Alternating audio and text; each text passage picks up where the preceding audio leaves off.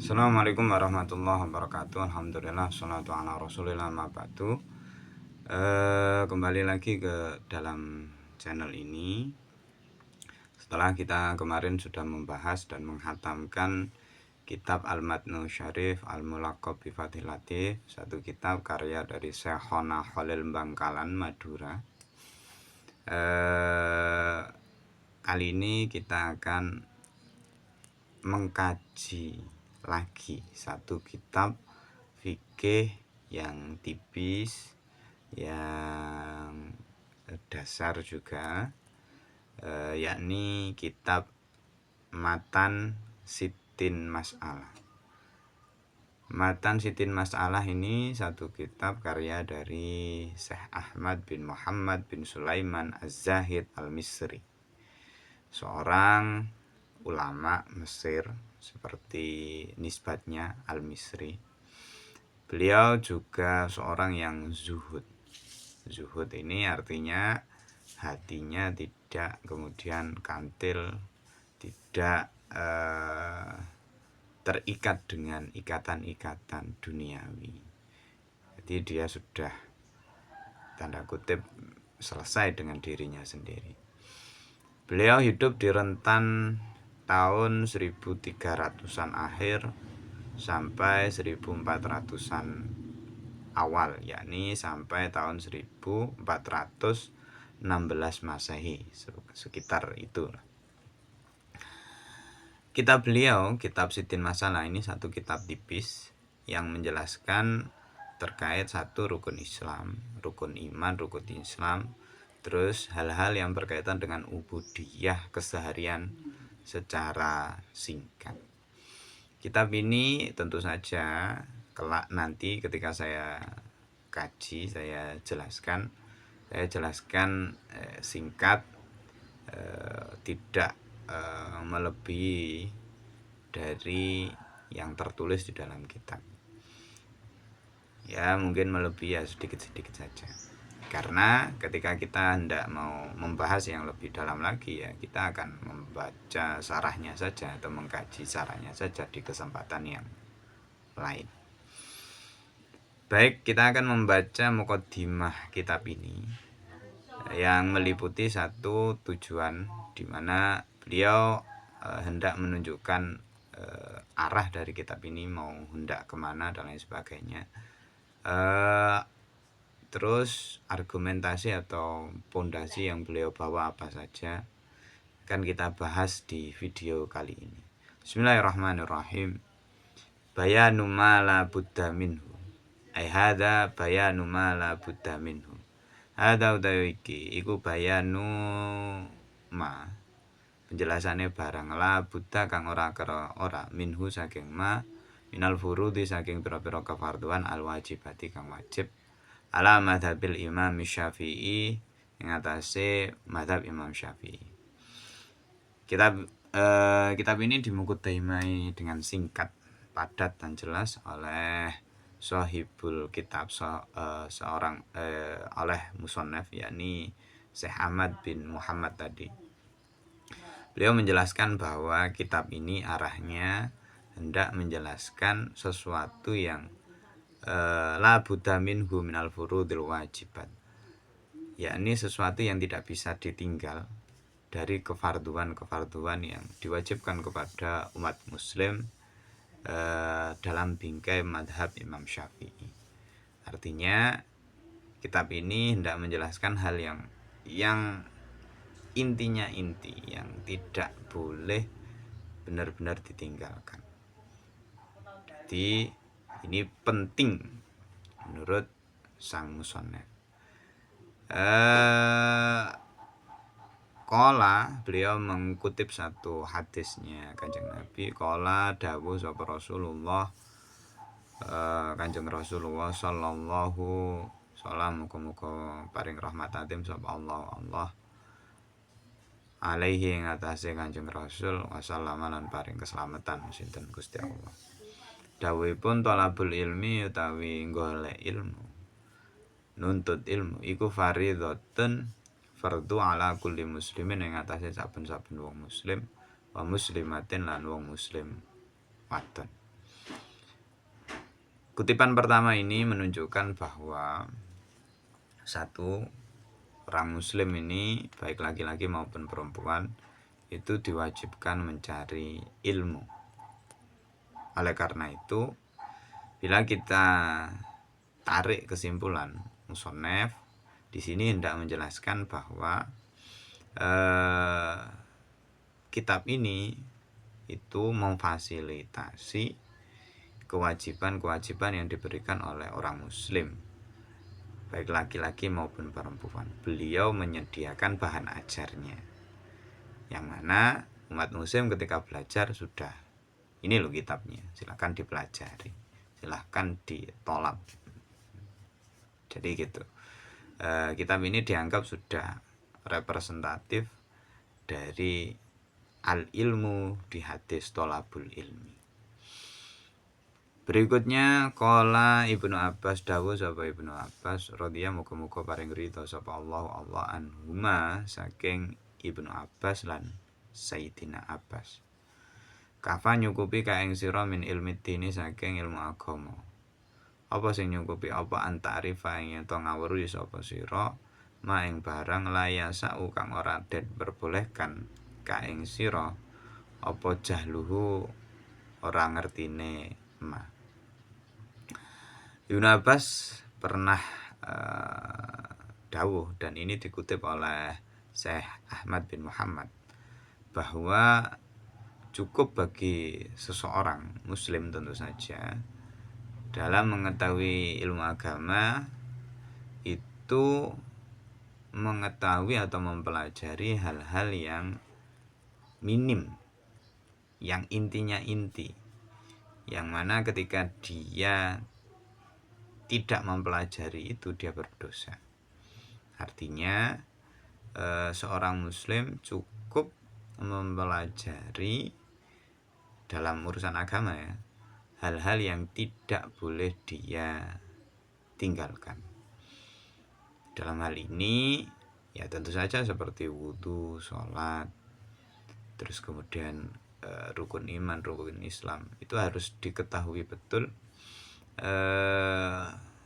setidaknya syarat dan rukunnya, agar seseorang ketika menjalankan ibadah keseharian itu bisa sah, benar, dan dia tahu bahwa apa yang dia lakukan ini sudah sah menurut Kanjeng Nabi, menurutnya para ulama dan lain sebagainya. Nah, menurut musonef, karena mengutip kitab dawuhnya Ibnu Abbas, ini kitab ini dianggap juga memfasilitasi dawuh ini. Ini dianggap kitab yang sangat ringkas, dia dianggap sudah memenuhi standar minimal dalam memfasilitasi manusia atau memfasilitasi muslim dalam urusan agama. Setidaknya seorang muslim ya tahu kitab ini minimal. Waqala ulama, lan dawuh sapa ulama, rahimah muga-muga paring rahmat hum ing ulama sinten Allah taala halim luhur sapa Allah. Man utahe sapane wong salat kang salat sapa mang jahilan hale ora ngerti. Bikai fiatil wudu kelawan carane wudu, salat lan salat. Lam tasihha mongko ora sah apa salatuhu salate man. Wa in satafa lan senajan nemoni dan nemoni sapa man asihata ing kesahan fihi ma ing dalem fihi ma ing dalem wudu lan salat. Berikutnya ada Imam Ahmad bin Muhammad ini mengutip dawuhnya dari beberapa ulama yang mengatakan bahwa barang siapa yang sholat tapi dia tidak tahu caranya wudhu, ya wudhu begitu saja tanpa tahu mana yang fardu, mana yang rukun, mana yang syarat, mana yang rukun, mana yang harus dipenuhi, seberapa standarnya dan lain sebagainya. Begitu juga tidak tahu caranya sholat dan lain sebagainya, dia hanya ikut-ikutan saja, begitu saja, lam tasihha, maka tidak sah sholatnya. tentu saja orang yang bodoh dengan kondisi tertentu oke, baik dia terbatas, tapi kan seseorang masih punya kesempatan untuk belajar, kesempatan untuk tahu dan lain sebagainya. Kalau di kemudian hari dia punya kesempatan untuk belajar di tengah kondisi keterbatasannya, jauh dari ulama, jauh dari pondok pesantren, jauh dari akses kitab, akses pengetahuan dan lain sebagainya, dia tidak mau belajar ketika di tengah keterbatasan. Kalau di kondisi awal dia di tengah keterbatasan, tidak punya waktu, tidak punya kesempatan, tidak punya apa, terus oke, dimaafkan ketidaktahuannya. Tapi kalau diterus-teruskan, dimana ketika dia punya kesempatan tapi tidak mau belajar dan lain sebagainya, maka konsekuensinya lam tasihha sholatuhu, maka sholatnya tidak akan dianggap sah. Walaupun kebetulan waktu itu ketika wudhu sah, sholatnya sah, tapi dia tidak tahu mana yang rukun, mana yang sunnah, mana yang syarat, mana yang standarnya dan lain sebagainya, ya tetap dianggap tidak sah menurut beberapa ulama, menurut kebanyakan ulama yang dikutip oleh Syekh Ahmad bin Muhammad. Oleh karena itu belajar itu penting. Nah, setidaknya kitab ini memfasilitasi itu agar dia tahu wudhu, caranya wudhu, juga tahu caranya sholat, yang kemudian tujuannya agar sholat dan wudhunya sah. Waqala sallallahu alaihi wasallam, lan dawuh sinten Rasulullah sallallahu alaihi wasallam, man utahe sapane wong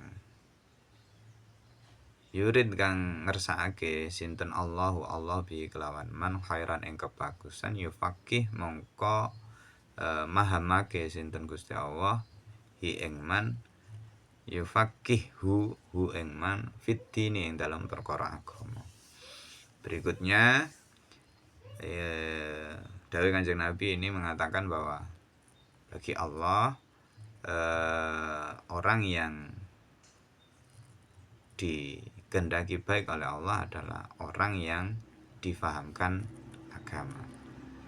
Jadi Allah tidak memandang hambanya dalam konteks dawuhnya Kanjeng Nabi yang ini, tidak memandang konteks sukses atau tidaknya seseorang dalam bekerja, sukses kaya atau tidaknya seseorang dalam hidup, tapi beliau memandang seseorang yang dikehendaki baik adalah orang yang paham agamanya. Jadi memang itu ukuran dalam pandangan ini, dalam dawuhnya Kanjeng Nabi ini. Kalau kita potret secara sempit ya, yang diinginkan itu. Artinya orang yang baik adalah orang yang paham agama.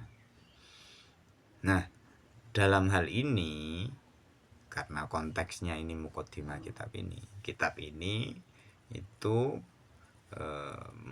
memfasilitasi orang yang ingin jadi baik dalam pandangan agama, yakni dengan cara memberikan bahan ajar yang kemudian dia pelajari hingga bisa menjadikannya dia yufaqihu fiddin, menjadikannya dia paham dalam urusan agama. Ya setidaknya sholat dan wudhu gitulah. Waqala sallallahu alaihi wasallam, lan dawuh sinten Rasulullah sallallahu alaihi wasallam, ma ubida ora den sembah sapa Allah bisyai'in kelawan suwi-wiji afdhala kang luwih utama min fikhin saking utawa tinimbang saking faham fitinin ing dalam agama. Yang terakhir ini penguat sekaligus menjadi akhir dari muqaddimah dari Syekh Ahmad bin Muhammad, bahwa menurut Kanjeng Nabi SAW, cara menyembah Allah yang terbaik, cara menyembah, cara melayani Allah yang terbaik adalah dengan cara kita paham agama. Karena apa? Karena ketika kita paham agama, cara kita menyembah, sholat kita, ibadah kita itu akan sah. Dan sebaik-baiknya ibadah itu yang sah dulu. Ikhlas dan lain sebagainya itu belakangan. Yang penting sah dulu. Itu. Ini adalah muqaddimah dari kitab Sittin Masalah. Akhirul kalam. Assalamualaikum warahmatullahi wabarakatuh.